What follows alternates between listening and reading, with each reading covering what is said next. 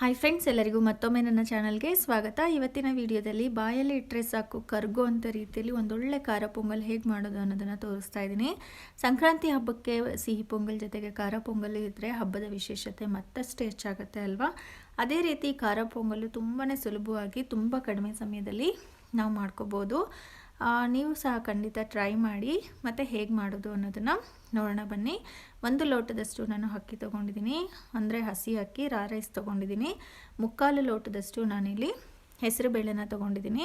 ಎರಡನ್ನೂ ಒಟ್ಟಾಗಿ ಸೇರಿಸ್ಬಿಟ್ಟು ಒಂದು 4 ಸರಿ ನಾವು ಚೆನ್ನಾಗಿ ತೊಳೆದು ಇಟ್ಕೋಬೇಕು.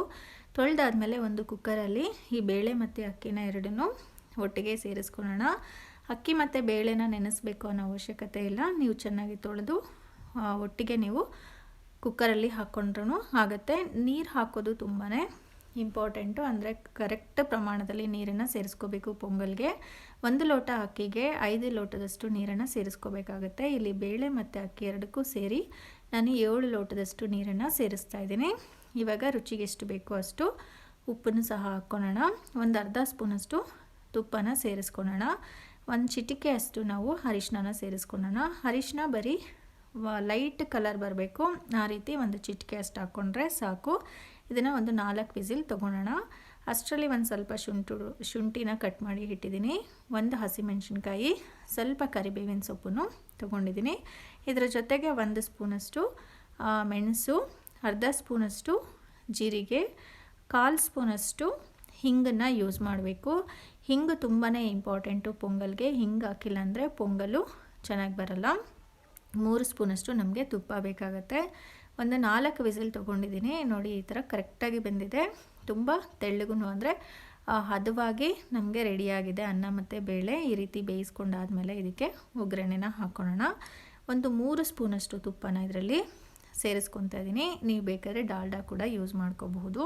3 ಸ್ಪೂನ್ ತುಪ್ಪ ಹಾಕಿದ್ಮೇಲೆ ಲೋ ಫ್ಲೇಮಲ್ಲಿ ಇಟ್ಕೊಂಡು ಹಿಂಗನ್ನು ಸೇರಿಸ್ತಾ ಇದ್ದೀನಿ. ಜೊತೆಗೆ ಮೆಣಸು ಮತ್ತು ಜೀರಿಗೆನೂ ಸಹ ಸೇರಿಸ್ತಾ ಇದ್ದೀನಿ.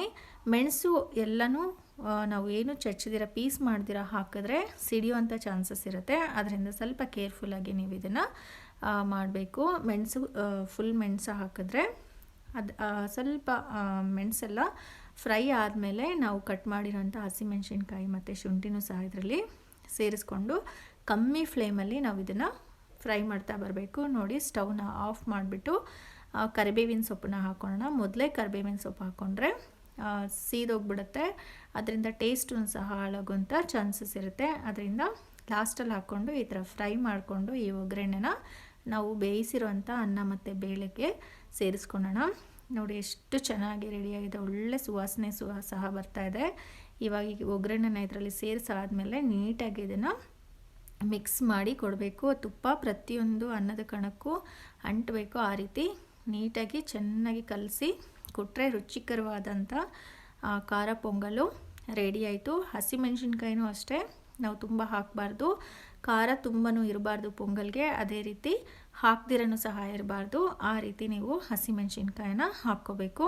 ನಾನು ಒಂದು 1/4 kg ಅಂದರೆ ಬೇಳೆ ಮತ್ತು ಅಕ್ಕಿ ಎರಡು ಸೇರಿ 1/4 kg ಆಗುತ್ತೆ.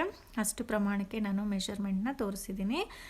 ಖಂಡಿತ ನೀವು ಸಹ ಟ್ರೈ ಮಾಡಿ, ತುಂಬಾ ಇಷ್ಟ ಆಗುತ್ತೆ. ಅದೇ ರೀತಿ ನೀವು ಪೊಂಗಲ್ ಮಾಡಬೇಕಾದ್ರೆ ನೀರು ಎಷ್ಟು ಹಾಕ್ತೀವಿ ಅನ್ನೋದು ಅಷ್ಟೇ ಇಂಪಾರ್ಟೆಂಟ್ ಆಗುತ್ತೆ. ಅದರಿಂದ 1 ಲೋಟ ಅಕ್ಕಿಗೆ 5 ಲೋಟದಷ್ಟು ನೀರನ್ನು ಹಾಕ್ಕೊಂಡ್ರೆ ಕರೆಕ್ಟಾಗಿರೋಂಥ ಮೆಷರ್ಮೆಂಟ್ ಆಗಿರುತ್ತೆ. ಖಂಡಿತ ನೀವು ಸಹ ಟ್ರೈ ಮಾಡಿ. ಹೇಗೆ ಬಂದಿತ್ತು ಅನ್ನೋದನ್ನು ನನಗೆ ಕಮೆಂಟ್ ಬಾಕ್ಸಲ್ಲಿ ತಿಳಿಸಿ. ಈ ವಿಡಿಯೋ ಇಷ್ಟ ಆಗಿದೆ ಅಂತ ನಾನು ಭಾವಿಸ್ತೀನಿ. ಇಷ್ಟ ಆಗಿದೆ ಲೈಕ್ ಮಾಡಿ, ಶೇರ್ ಮಾಡಿ ಮತ್ತು ನನ್ನ ಚಾನಲ್ನ ಸಬ್ಸ್ಕ್ರೈಬ್ ಮಾಡಿ.